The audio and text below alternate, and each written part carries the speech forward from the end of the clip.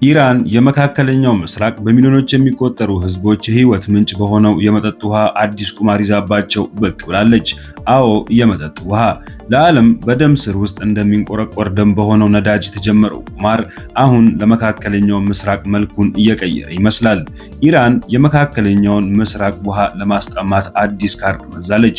መካከለኛው ምስራቅ በአማካይ 90 በመቶ የሚሆነው ህዝቧ ንጹህ የመጠጥ ውሃ የሚያገኘው ከባህር ተጠልፎ ጨውና የተለያዩ ማዕድናት ተጣርተው በተለያዩ ማጣሪያ የፓምፕና የተወሳሰቡ የቱቦ መስመሮች ውስጥ አልፎ በሚመጣ የባህር ውሃ ነው። በዚህ ከባህር ተጠልፎ በግዙፍ ማጣሪያዎች ተጣርቶ ከሚወጣው ንጹህ የመጠጥ ውሃ ላይ ጥገኛ ከሆኑ ሀገራት መካከል ኩዌት 90 በመቶ፣ ባህሬን 100 በመቶ፣ ኦማን 86 በመቶ፣ ሳውዲ አረቢያ ደግሞ 70 በመቶ የሚጠጋ ያክል ለዚህ የውሃ ማጣሪያ ጥገኞች ናቸው። በበረሃማው ምድር የሚገኘው የአረቡ ዓለም በዓለም ከባህር ተጠልፎ በግዙፍና ውስብስብ ማጣሪያዎች አልፎ ለንጹህ የመጠጥ ውሃ ለሚውለው 60 በመቶ ያክሉን ያዋጣል። ያለ እነዚህ የውሃ ማጣሪያዎች መካከለኛው ምስራቅ ያለ ንጹህ የመጠጥ ውሃ ለቀናት መቆየት አይችልም። እናም ኢራን የመካከለኛው ምስራቅ የህይወት ምንጭ የሆነውን በየበረሃው ተተክሎና ተዘርግቶ የሚገኘውን የውሃ ማጣሪያ ኔትወርክ አወድማለሁ ስትል እየዛተች ነው። ይህ የመጣው ደግሞ ፕሬዝዳንት ትራምፕ ኢራን የሆርሙዝን ወሽመጥ እንድትከፍት 48 ሰዓታት ከሰጧት ወሽመጡን የማትከፍት ከሆነ ከዋናና ግዙፍ ከተባሉት የሀገሪቱ የኃይል ተቋማት ጀምሮም መላው የኃይል መሰረተ ልማቶቿን እንደሚያወድሙ ከዛቱ በኋላ ነበር። ይህን ተከትሎም ትራምፕ ይህን የሚያደርጉ ከሆነም በመካከለኛው ምስራቅ የሚገኝ ማንኛውም የኃይል መሰረተ ልማት ኢላማ እንደሚሆንና እንደ ፍትሃዊ የማጥቃት ሂደት እንደሚቆጠር ኢራን ለትራምፕ ምላሽ ሰጠች።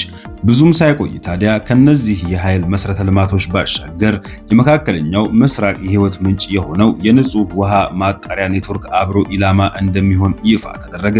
አሁን በመካከለኛው ምስራቅ ያለው ጭንቅ ከምንም ጊዜ በላይ አይሏል። ምክንያቱም ውሃ ነው። ውሃ ደግሞ ህይወት ነው። ይህ የሚሆን ከሆነም ሌላ ከባድ ፈተና ለመካከለኛው ምስራቅ ይዞ ይመጣል።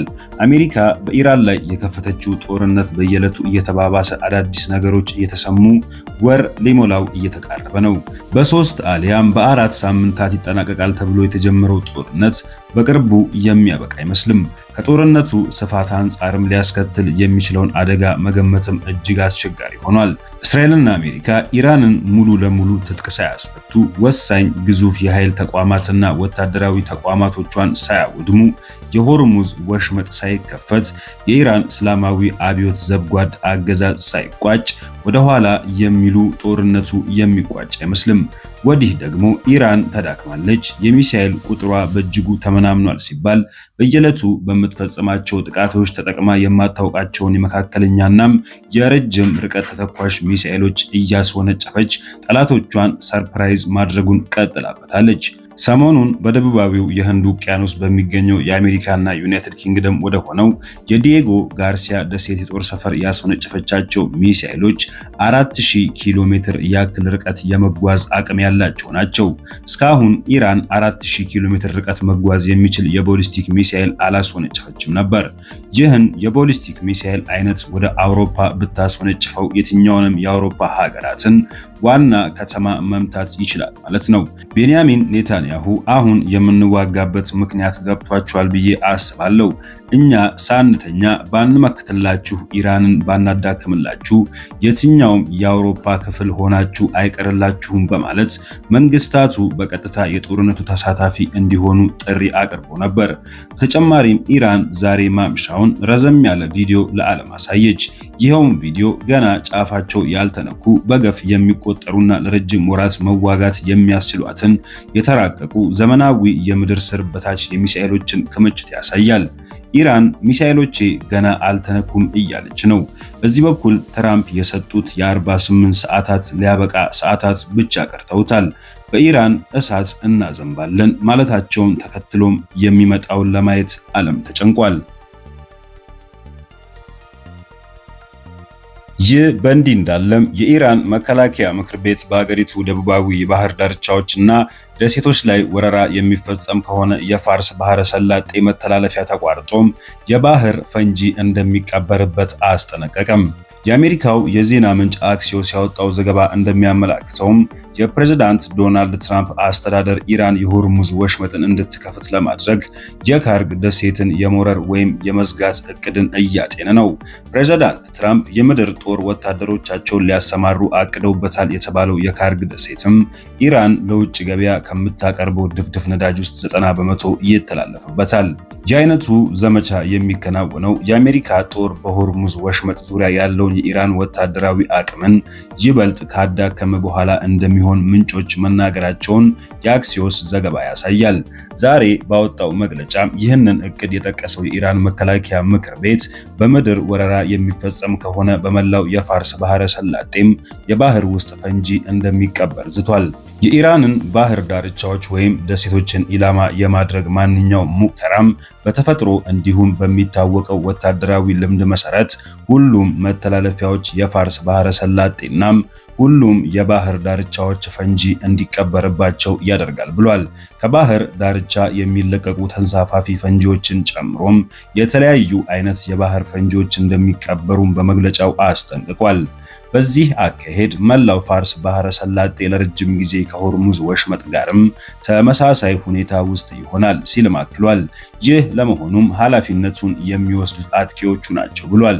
በ1980ዎቹ ከመቶ በላይ የባህር ፈንጂ አምካኞች ጥቂት የባህር ላይ ፈንጂዎችን ለማስወገድ እንዳልቻሉም መዘንጋት አይገባም ሲል የሚወስደው እርምጃ የሚኖረውን መዘዝም ጠቅሷል።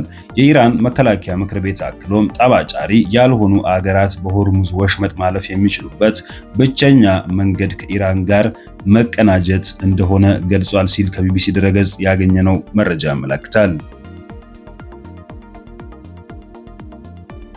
በሌላ ዜናም የእስራኤል ጦር ከኢራንና ከሄዝቦላ ጋር የበርካታ ሳምንታት ውጊያ ይቀረናል አለም። የእስራኤል መከላከያ ሰራዊት ከኢራንና ከሊባኖሱ ሄዝቦላ ጋር በሚደረገው ጦርነት የበርካታ ሳምንታት ውጊያ ይቀረናል አለም። የጦሩ ቃል አቀባይ ብርጋዴር ጀነራል ኤፊ ዴፍሪን በሰጡት ጋዜጣዊ መግለጫም ኢራንና ሄዝቦላ ላይ የተጨማሪ በርካታ ሳምንታት ውጊያ እንደምንጋፈጥ እንጠብቃለን ብሏል።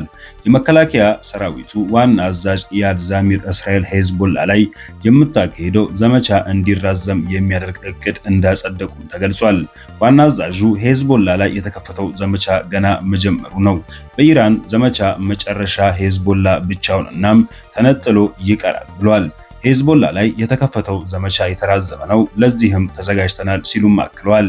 አሁን በጸደቀው እቅድ መሰረት የእስራኤል ጦር ወደ ሊባኖስ ገብቶ የከፈተውን ውስን ኢላማ ያለው የምድር ዘመቻናም ጥቃቶች ለማሳደግ መዘጋጀቱን ዛሚር ጠቅሷል። ስጋቶቹም ከድንበር ተገፍተው እስከሚርቁ ድረስ አናቆምም፣ ለሰሜን እስራኤል ነዋሪዎች የረጅም ጊዜ ደህንነት ይረጋገጣል ሲሉም ተደምጠዋል። ይህ እቅድ መጽደቁ የተሰማው እስራኤል ሊባኖስ ላይ መጠነ ሰፊ ወረራ ትፈጽማለች የሚል ስጋት ባየለበት ወቅት ነው። አሜሪካና እስራኤል ኢራን ላይ ጦርነት መክፈታቸውን ተከትሎም የቴህራን አጋር የሆነው ሄዝቦላ እስራኤል ላይ ሮኬቶችን ተኩሷል። እስራኤል ይህንን ተከትሎም ሊባኖስ ውስጥ በከፈተችው ጥቃት ከ1000 በላይ ሰዎች መገደላቸውን የአገሪቱ ጤና ሚኒስቴር አስታውቋል። ከዚህም ውስጥ 118 ህጻናትና 40 የጤና ሰራተኞች ይገኙበታል።